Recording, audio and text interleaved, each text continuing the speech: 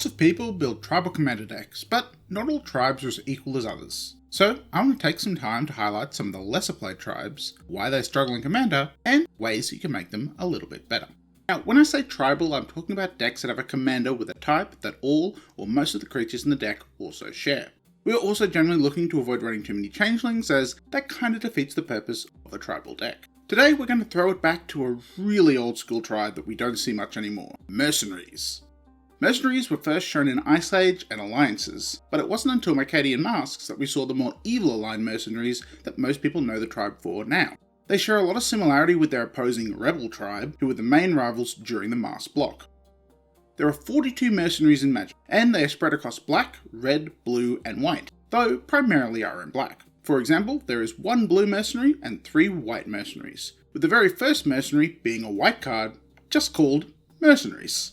While most of the mercenaries were printed prior to 2000, we have seen a couple since then, with the most recent being a legendary mercenary with Jedit O'Giant and Rebaran mercenaries. EDH Trek only lists 55 mercenary decks, so they are not commonly played and it's most likely you've never seen one across the table. Though, if you have, let me know, I'd love to see how they did in that game. A big theme within the tribe is the abilities on the creatures, such as searching up other mercenaries from the library, destroying creatures, or giving pump effects. We also have some that need some constant upkeep, with the flavour being that they need to be paid each turn. Outside of this, however, most of the abilities are one-off effects, such as discarding a card, shuffling libraries, life drain, or gaining Monarch.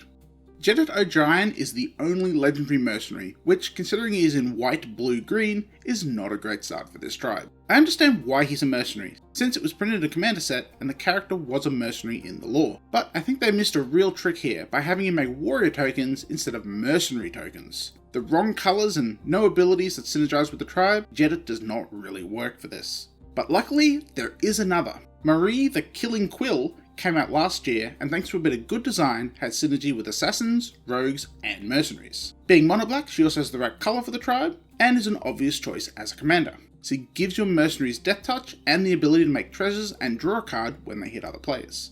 Considering most of the members of this tribe are pretty terrible on their own, this is quite a good upgrade for them. So where does this leave us? Well, since the most common ability is to tutor up other mercenaries, we should lean into that as hard as possible and try to find some commander choices that help with doing that. With green, we'd be able to play effects like Seedborn Muse, Awakening, and Vitalize, while with blue, we'd have things like Intruder Alarm, Dramatic Reversal, and Turnabout.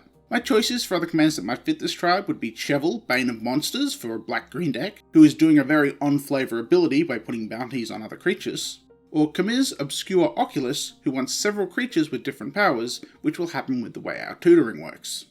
Moving on, let's look more closely at the creatures of the tribe and see what we have to work with. We have 10 mercenaries that can search up other smaller mercenaries with a tap ability, putting them straight into play. We also have a mercenary for both Goblin tutoring and Merfolk tutoring, which aren't particularly helpful in a tribal deck like this.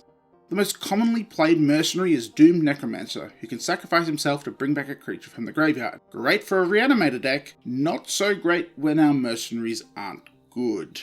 Crown Hunter Hireling can give you the Monarchy, which is always a fun effect, and Douthy Mercenary has a pump ability that can make him a one-hit kill if he can generate infinite mana, especially since he has Shadow, making him almost impossible to block. Silent Assassin and Wrathy Assassin can remove creatures if their conditions are met, making them potentially useful utility pieces. Phyrexian Driver can give a tribal pump effect, and Strong Arm Thunk can return mercenaries from the graveyard to your hand.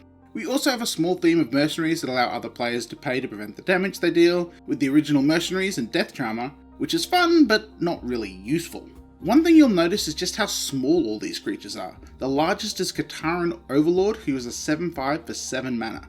But this quickly falls off with a 5/5 and then a 4/3 as the next two biggest. This tribe is too small to effectively hit hard, but also doesn't generate enough tokens or numbers to go wide with small bodies, which presents as a real problem for trying to design around them. While the tutor can help with this, because mercenaries can only search up smaller members of their tribe, it doesn't really have the density to get more than 1 or 2 before you're really scraping the bottom of the barrel.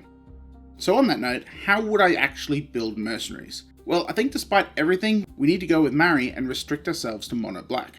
Our creatures already suck, so having a commander that makes them marginally better and gives death touch is pretty important. After that, we then need to lean into the death touch side, rather than what the mercenaries are doing. Make it really painful for our opponents to block our creatures or swing into us, all the while tutoring up as many as we can to fill out our board. We don't have many ways to untap our creatures in mono black, so we just have to use effects like 1000-Year Elixir to help with that. With the newest Phyrexian set, we could go into poison counters with our Mercenaries, however that may bring more heat than this deck could actually withstand. A better option may be to do an Aristocrats build, where we tutor up and sacrifice our Mercenaries, only to bring them back from the graveyard over and over. Doom Necromancy already does this, and then we drain our opponents with our sacrifices. Aristocrats is quite a well-known strategy, and it would be viable for this tribe in these colours. One card that must be considered for this tribe is Maskwood Nexus, where we'd mix in non-mercenaries that could be tutored up with our mercenaries. This obviously means you'd have to find Maskwood Nexus every game, but it would greatly increase the power of the mercenary tutors. In fact, you could go with a Maskwood Nexus deck running Vargoth or Sidisi as the commander, specifically so you can find it every single game. At that point you're running a tutoring deck abusing mercenaries, not really mercenaries tribal. So you'd end up stretching the definition of a tribal deck a little bit at that point. So what's the verdict for this tribe? As far as I can tell, it's a pretty bad tribe, and I can see why so few people are running them as a commander deck. There are a good selection of members, though mainly in black, but when it comes to their quality, it's absolutely dreadful, and they really only have one viable on-theme commander to pick from. There are no standout creatures either that could really threaten to end a game, or do much of anything on the board, really, other than tutoring up other bad mercenaries. They just don't seem to be able to do anything on even a reasonable commander board state. They do have a couple of utility pieces that help, but definitely not enough to save them. Overall, I rate them as a really poor tribe.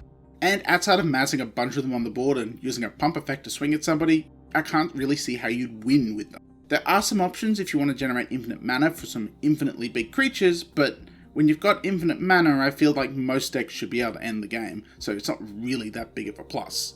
Other than styling on your opponents with a meme deck, I can't really recommend them as a tribe, and I don't really see them getting any more support anytime soon. The tribe needs more members, and not even a better commander can save it at this point. And I doubt Wizards are going to bring them back as a creature type anytime soon. You never know what the future will bring though, so who knows, maybe in 2 years time we'll have a mercenary set, and they'll be well supported then. That'll do for now though, so stay tuned for the next episode in this series, and before you go, let me pay 1 and tap my Caterin Persuader to tutor up my Soldier of Fortune, equip Lightning Greaves to the soldier, and pay 1 to have you shuffle your library. Thanks for watching.